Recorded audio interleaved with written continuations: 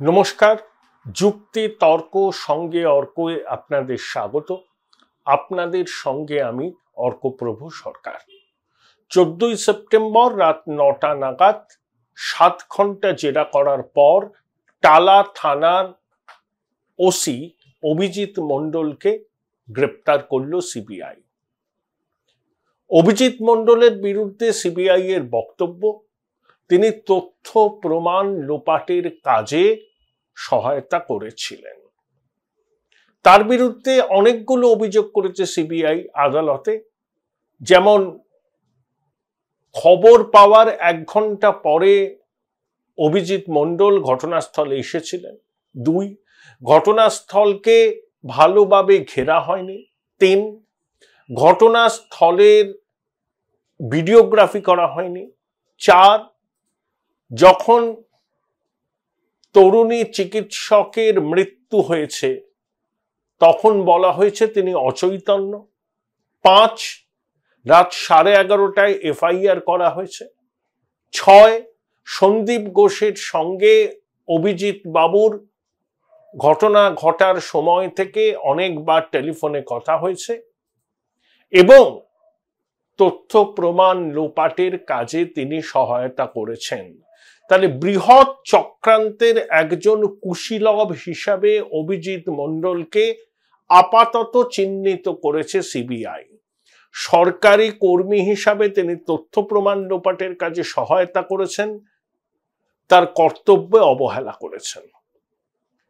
সন্দীপ ঘোষকে প্রথমে দুর্নীতির অভিযোগে গ্রেপ্তার করা হয়েছিল, তারপর খুন ও ধর্ষণের বিষয়কেও সামনে রেখে সন্দীপ ঘোষকে গ্রেপ্তার করা হয়েছে।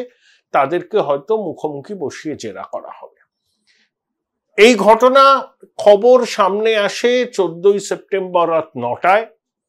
তখনও আন্দোলনরত জুনিয়র চিকিৎসকরা মুখ্যমন্ত্রীর বাসভবনে ছিলেন। সরকারের দেয়া প্রত্যেকটা দাবি তারা মেনে নিতে সম্মত হয়েছিলেন, কিন্তু তারপর স্বাস্থ্য প্রতিমন্ত্রী চন্দ্রিমা ভট্টাচার্য মুখ্যমন্ত্রীর বাসভবন থেকে বেরিয়ে এসে বলেন যে মুখ্যমন্ত্রী অনেকক্ষণ ধরে অপেক্ষা করছেন, 2.5 ঘন্টা হয়ে গেছে, আর তার পক্ষে আজকে বৈঠকে বসা সম্ভব নয়। তখন আন্দোলনরত ছাত্রছাত্রীরা বলতে থাকেন, সেই ভিডিও প্রকাশ্যে এসছে, যে আমরা তো সরকারের সব দাবিটাই মেনে নিয়েছি, আমরা তো বৈঠকে বসতে চাই। চন্দ্রিমা ভট্টাচার্য যে যুক্তির অবতারণা করেন, হাস্যকর বললেও সেই যুক্তিকে কম বলা হয়। 35 দিনের বেশি রোদ ঝড় বৃষ্টিকে উপেক্ষা করে তাদের সহপাঠিনীর ধর্ষণ ও খুনের বিচার চাইছে এই চিকিৎসকরা, এবং তাদের এই দাবিকে সমর্থন জানিয়েছেন বৃহত্তর নাগরিক সমাজ, সর্বস্তরের শুভবুদ্ধি সম্পন্ন সাধারণ মানুষ। সেখানে মাত্র 2.5 ঘন্টা অপেক্ষা করতে হলো বলে মুখ্যমন্ত্রী বৈঠক করবেন না, প্রথমে এই বিষয়টাকে কিরকম যেন লেগেছিল। কিন্তু যখনই টেলিভিশন স্ক্রিনে আমরা দেখলাম, খবর আসতে শুরু করলো যে টালা থানার ওসি অভিজিৎ মণ্ডল গ্রেপ্তার, তখন পরিষ্কার বোঝা গেল যে কেন মুখ্যমন্ত্রী 14ই সেপ্টেম্বর রাত্রে আর আন্দোলনরত চিকিৎসকদের মুখোমুখি হওয়ার সাহস পেলেন না। দেখুন, নবান্নের একটা বৈঠকে স্বাস্থ্য সচিবকে মুখ্যমন্ত্রী বলেছিলেন, আমার ওসি 6টা বেসরকারি নার্সিংহোমে ঘুরছে ভর্তির জন্য। এত অডাসিটি হয় কি করে এই নার্সিংহোম গুলো? স্বাস্থ্য সচিবকে বলেছিলেন, তুমি ডেকেছো, জিজ্ঞাসা করেছো, ইত্যাদি ইত্যাদি। স্বাস্থ্য সচিব বলেন, হ্যাঁ ম্যাডাম, আমি ডেকেছিলাম, ওরা বলেছেন ভবিষ্যতে এরকম হবে না। আমি যে কথা আগেও বলেছি, আজকেও বলছি, ডাক্তারবাবুরা এরকম হৃদয়হীন নন, পাষাণ নন। তার কাছে কোনো মানুষ গেলেন, তার মনে হচ্ছে তার শারীরিক অবস্থা ঠিক নয়, তিনি ভালো হেলথ কন্ডিশনে নেই, তো ডাক্তারবাবুরা তো পরীক্ষা নিরীক্ষা করে যদি মনে করেন যে এক্ষুনি অ্যাডমিটের দরকার, করে নেন তারা। কিন্তু যখন একাধিক বেসরকারি হসপিটাল পরীক্ষা করে দেখেছেন অভিজিৎ মণ্ডলের যে তার ভর্তি হওয়ার মতো শারীরিক অবস্থা নয়, স্বাভাবিকভাবেই তাকে তারা ভর্তি করেননি। এখন প্রশ্ন, অভিজিৎ মন্ডল কেন ভর্তি হতে গিয়েছিলেন? এখানে একটা ট্রেন্ড আছে, সিবিআই ইডির তলব করলে অতীতে আমরা অনুব্রত সহ অনেককে দেখেছি এসএসকেএম এ উডবানুয়ানে ভর্তি হয়ে যায়। এসএসকেএম একটা কনভেনশন হয়েছিল তিলোত্তমার মৃত্যুর পর, সেখানে কুণাল সরকার, ডক্টর সুবর্ণ গোস্বামী ছিলেন। এসএসকেএম এর ডিন অফ স্টুডেন্ট বললেন যে আমাদের লজ্জা লাগে লোকে যখন বলে যে উডবানুয়ার প্রভাবশালীদের হলিডে হোম। তাই ওসি সাহেব সরকারি হসপিটালে ভর্তির সাহস করেননি, কারণ ওখানে জুনিয়র ডাক্তাররা আন্দোলন করছেন, সিনিয়র চিকিৎসক অধ্যাপকরা আন্দোলনকে সমর্থন জানাচ্ছেন। সুতরাং ওখানে ভর্তি হলে খুব একটা সুবিধা হতো না, এই ভেবেই তিনি বেসরকারি হসপিটালের দরজায় কড়া নেড়েছিলেন। বিপুল মনোরথ হয়ে ফিরতে হয়েছিল 6টি জায়গা থেকে, তারপর বোধহয় একটি বেসরকারি হসপিটালে ভর্তি হন। কিন্তু তারপর তো দেখলাম উনি সিবিআই এর ডাকে চলে গেলেন নিজাম প্যালেসে। 7 ঘন্টা জেরা করার পর তাকে গ্রেপ্তার করা হলো। এই খবরটা পাওয়ার পর 14ই সেপ্টেম্বর রাত্রে স্বাস্থ্য ভবনের সামনে ধর্ণা মঞ্চে আন্দোলনরত চিকিৎসকরা উচ্ছ্বাস প্রকাশ করেছেন। এই ছেলেমেয়েরা আমার থেকে বয়সে অনেক ছোট, আমার ছেলের থেকে বয়সে তারা একটু বেশি হবে সামান্য কিছু, কার্যত সন্তান সময়ের আমাদের। আমি তাদেরকে একটা কথা বলতে চাই, আপনারা এভাবে উচ্ছ্বাস করবেন না। আমরা সিঁদুরে মেঘ দেখলে ডরাই, ঠিক আছে, অভিজিৎ মন্ডলকে গ্রেপ্তার, তিলোত্তমার ধর্ষণ ও হত্যা রহস্যের হয়তো একটা পর্দা উন্মোচনে সহায়তা করবে, কিন্তু এখানেই কিন্তু সব শেষ হয়ে যাচ্ছে না, বরং বলতে পারেন the journey has just began. এবং দেখুন, সিবিআই দাবি করে তারা 75% কেসের নিষ্পত্তি করেছে। এই তদন্ত করছেন সীমা পাহুজা নামে একজন অফিসার, যার আনব্লেমিশ ক্রেডেনশিয়াল আছে। তিনি ডক্টর মনমোহন সিং এবং নরেন্দ্র মোদী 2 জমানাতেই স্বর্ণ পদক পেয়েছেন, তার কাজের স্বীকৃতি স্বরূপ। আমাদের সিবিআইয়ের উপর ভরসা আছে, বিশ্বাস আছে। কিন্তু এখানে কতগুলো মৌলিক প্রশ্ন উঠছে, যে প্রশ্নের উত্তর এখনো জানা নেই। শুধু প্রশ্নগুলো আমি আমার সুধী দর্শকদের সঙ্গে শেয়ার করতে চাই। 1, প্রথম কথা, অভিজিৎ মন্ডল থানার ওসি, তিনি সম্ভবত তার রিপোর্ট করতে হয় ডিসি নর্থের কাছে। তাহলে অভিজিৎ মন্ডল স্বতঃপ্রণোদিত ভাবে তথ্য প্রমাণ লোপাট করেছেন, ক্রাইম সিন অল্টার করেছেন, ভিডিওগ্রাফি করেননি, দেরি করে এফআইআর করেছেন, ঘটনাস্থলে এসেছেন খবর পাওয়ার 1 ঘন্টা পরে, এটা কি অভিজিৎ মন্ডল নিজের থেকে করেছেন নাকি ঊর্ধ্বতন কর্তৃপক্ষকে জানিয়ে করেছেন? তাহলে ঊর্ধ্বতন কর্তৃপক্ষকে যদি জানান, আমি তর্কের খাতিরে ধরে নিচ্ছি তিনি জানিয়ে করেছেন, তাহলে ঊর্ধ্বতন কর্তৃপক্ষ অভিজিৎ বাবুকে কি বলেছিল যে আপনি এক্ষুনি স্পটে যান, ক্রাইম সিন প্রোটেক্ট করুন, সবকিছু যাতে ঠিকভাবে হয় সেটা দেখুন, কারণ এটা মর্মান্তিক ঘটনা। একজন চিকিৎসক কর্মরত অবস্থায় তার নিজের হসপিটালে ধর্ষিতা হয়ে খুন হয়েছে, এখানে আমাদের সর্বশক্তি নিয়োগ করে হত্যা রহস্যের কিনারা করতে হবে। এই কথা যদি অভিজিৎ মন্ডলের ঊর্ধ্বতন কর্তৃপক্ষ বলে থাকেন এবং অভিজিৎ মন্ডল সেই কথায় কর্ণপাত না করে থাকেন, তাহলে অভিজিৎ মন্ডল একা দায়ী। কিন্তু যদি উল্টোটা হয়, ঊর্ধ্বতন কর্তৃপক্ষের সম্মতি নিয়েই অভিজিৎ মন্ডল তার কর্তব্যের এই সব গাফিলতিগুলো করেছেন, অবহেলাগুলো করেছেন, তাহলে অভিজিৎ মন্ডল হচ্ছেন নিতান্ত আজ্ঞাবহ দাস। তাকে তার ঊর্ধ্বতন কর্তৃপক্ষ যে যে জিনিস করতে বলেছে, তিনি আজ্ঞাবহ দাসের মতো সেই কাজগুলোই করেছেন। অর্থাৎ তাহলে অভিজিৎ মন্ডলের ঊর্ধ্বতন কর্তৃপক্ষকে সিবিআই এর ইমিডিয়েটলি তলব করা উচিত।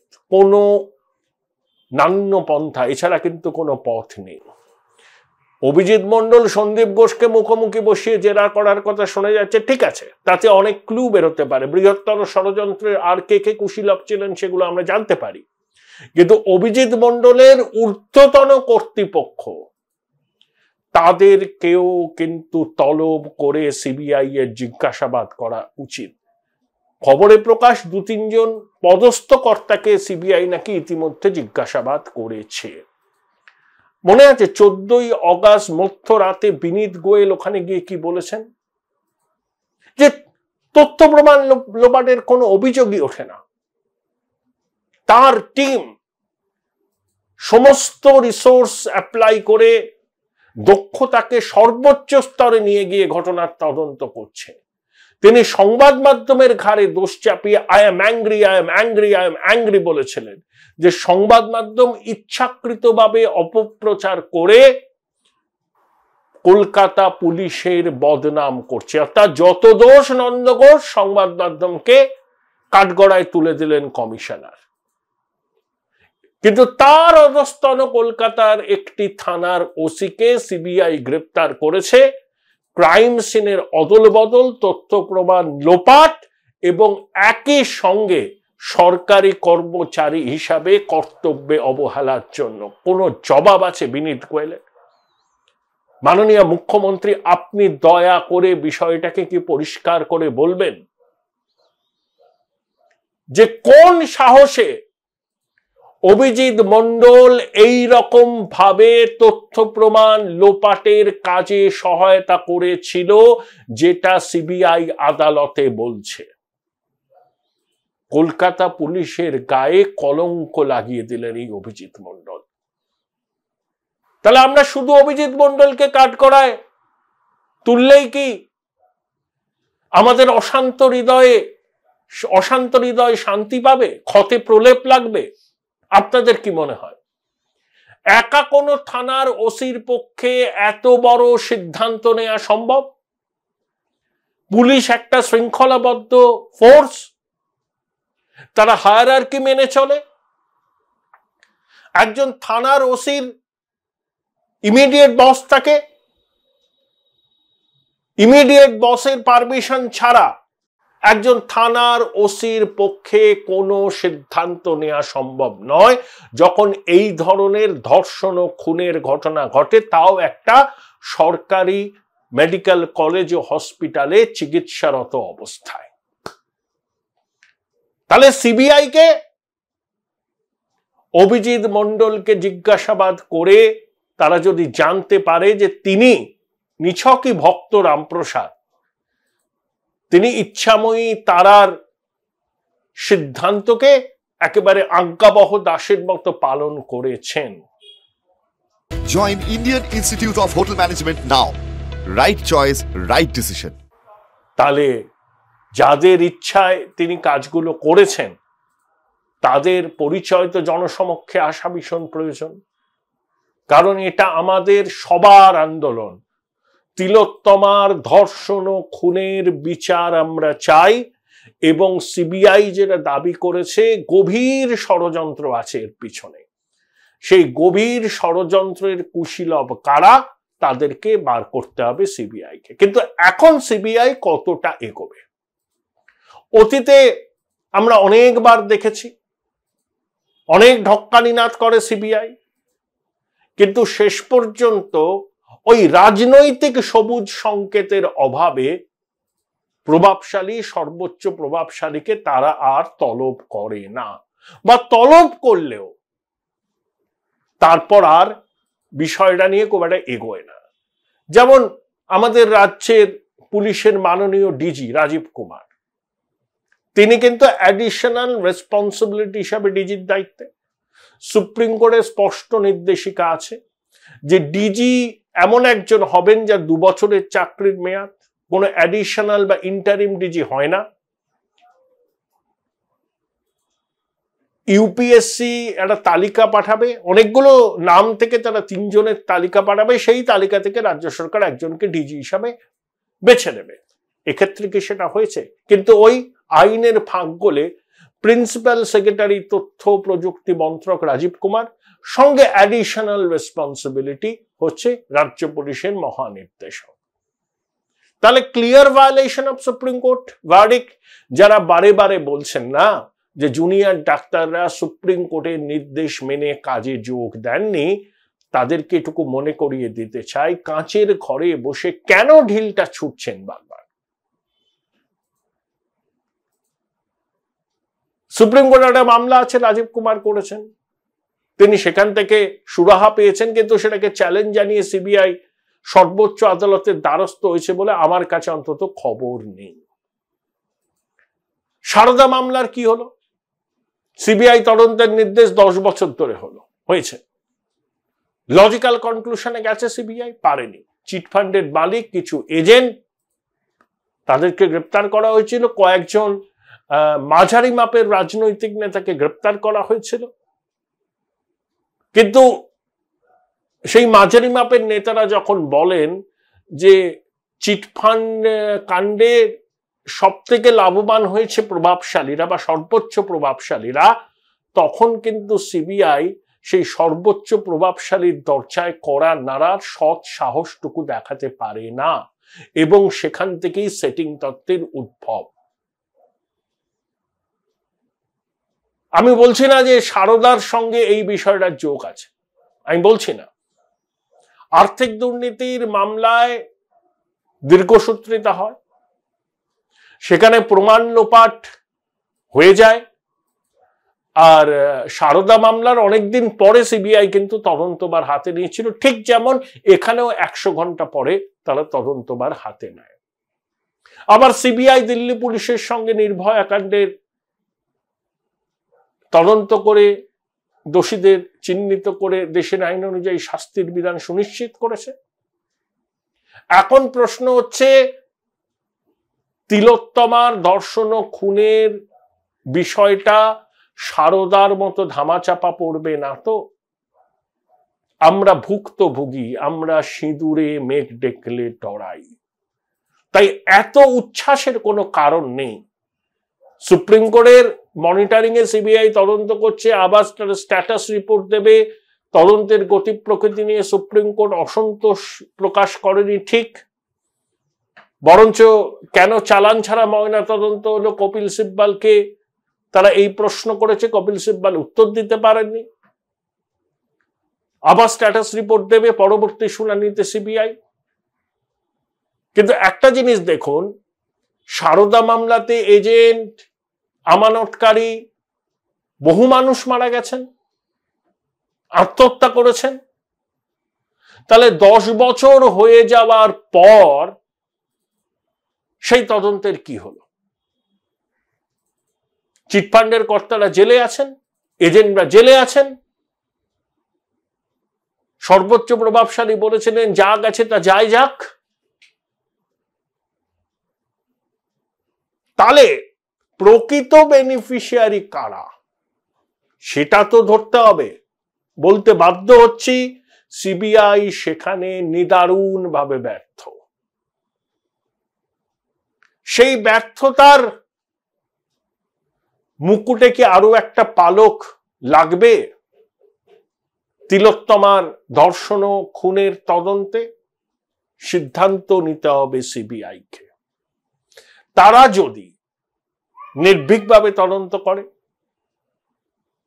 সময় তাদের দিতেই হবে, কারণ এই ধরনের তদন্তে 100 ঘন্টা পরে তদন্তের দায়িত্ব হাতে নেওয়ার পর, যেখানে সলিসিটর জেনারেল সুপ্রিম কোর্টে বারবার করে বলছেন যে তথ্য প্রমাণ লোপাটের আশঙ্কা, এখন তো অভিজিৎ মন্ডলকে গ্রেপ্তারের পর আদালতে গিয়ে সিবিআই এটাই সাবস্টেনশিয়েট করতে চাইছে যে তথ্য প্রমাণ লোপাট হয়েছে। মৃতদেহের ফরেনসিক নমুনা সংগ্রহ নিয়ে বিস্তর প্রশ্ন, সেই নমুনা সংগ্রহে আবার সিভিক ভলেন্টিয়াররাও গিয়েছিল, তাই প্রচুর প্রশ্ন আছে। কিন্তু এটাও ঠিক যে এটা একটা গভীর ষড়যন্ত্রের অংশ। সেই ষড়যন্ত্রে যেমন সন্দীপ ঘোষ আছেন, অভিজিৎ মন্ডল আছেন এবং আরো অনেকে আছেন। তারা কারা? তারা কি উত্তরবঙ্গ লবির ঘনিষ্ঠ কিছু চিকিৎসক? কোন আর্থিক কেলেঙ্কারির কথা তিলোত্তমা ফাঁস করে দিতে চেয়েছিলেন, এটা জানতে পেরেই তাকে সরিয়ে দেওয়া হলো এই পৃথিবী থেকে? মাতৃজঠরের লজ্জা সন্দীপ ঘোষ যে কি কাণ্ড কারখানা করেছে এখন প্রতিদিন আপনারা সিরিজের মতো করে বেরোচ্ছে কাগজে। কিন্তু সন্দীপ ঘোষ এই দুর্নীতি চক্রের একটা অংশ, পিরামিডের মতো স্ট্রাকচার। তার মাথায় বসে আছেন প্রভাবশালীরা, আর একেবারে পিরামিডের তলায় রয়েছেন একেবারে কুচো কাঁচা ছোট কিছু লোক, এখানে পয়সা খাওয়ার ক্ষেত্রে সাম্যবাদ। হয়তো সন্দীপ ঘোষ সেই পিরামিডের মাঝের একটা অংশ, খুব তলারও নয় একেবারে উপরেরও নয়, মাঝের অংশ। আর উপরের অংশের প্রত্যক্ষ আশীর্বাদে সন্দীপ ঘোষ এই কাণ্ড কারখানাটা করেছে। তার সঙ্গে হাত মিলিয়েছিলেন পুলিশের লোক, ওই হসপিটালের সঙ্গে যুক্ত অন্যান্যরা, কিছু ব্যবসায়ী যারা ওষুধ টষুধ সরবরাহ করে তারা।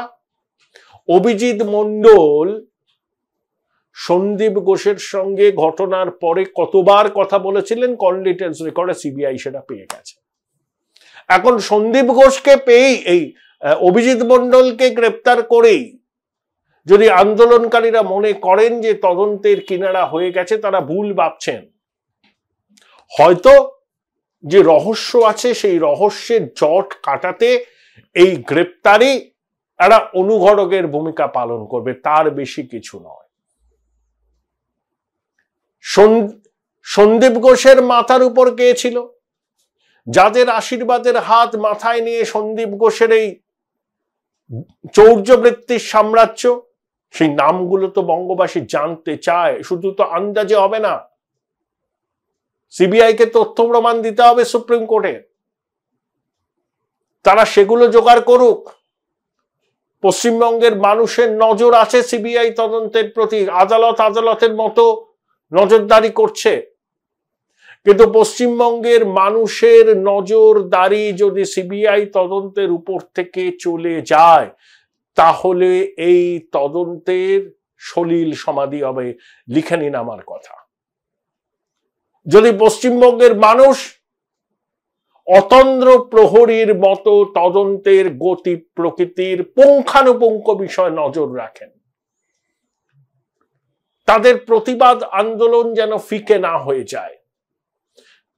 কারণ আমাদের ঘরের মেয়ে মারা গেছে, নিদারুণ অত্যাচারের পর মারা গেছে, ক্ষমা নেই, কোনো ক্ষমা নেই। আর স্বাস্থ্যক্ষেত্রে দুর্নীতি হচ্ছে মানবতার বিরুদ্ধে অপরাধ। যারা ভুয়ো ডাক্তার তৈরি করছে, যারা টাকার বিনিময়ে অনার্স দিচ্ছে, ফেল করা ছাত্র নাকি গোল্ড মেডেলিস্ট হয়ে যাচ্ছে, যারা মর্গের কেলেঙ্কারির সঙ্গে যুক্ত, যারা এক্সপায়ারি ডেট পার হয়ে যাওয়া ওষুধ হসপিটালে সরবরাহ করছে, সরকারি হসপিটালের সরঞ্জাম শোনা যাচ্ছে যে কোনো প্রভাবশালী তাদের নিজস্ব নার্সিংহোমে নিয়ে গেছেন। এর তদন্ত দরকার।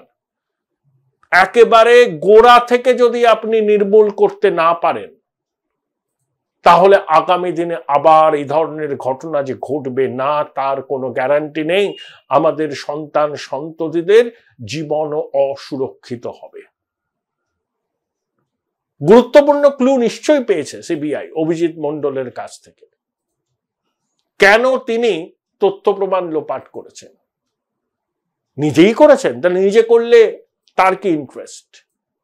আর যদি করতে বাধ্য হন কারোর নির্দেশে, সেই নির্দেশ কে বা কারা দিয়েছিলেন সেটাও জানার অধিকার পশ্চিমবঙ্গের মানুষের আছে।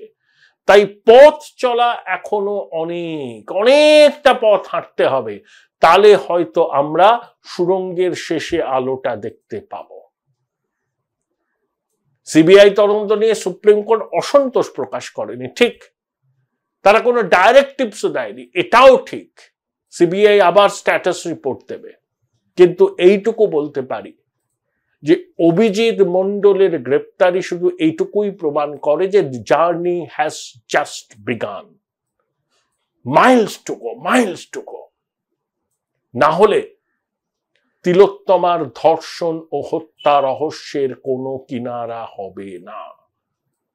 এবং এই অভিজিৎ মণ্ডল কলকাতা পুলিশের প্রচুর সৎ, বিবেকবান, পেশাদার কনস্টেবল, অফিসার, তাদের গায়েও কলঙ্ক লেপে দিলেন।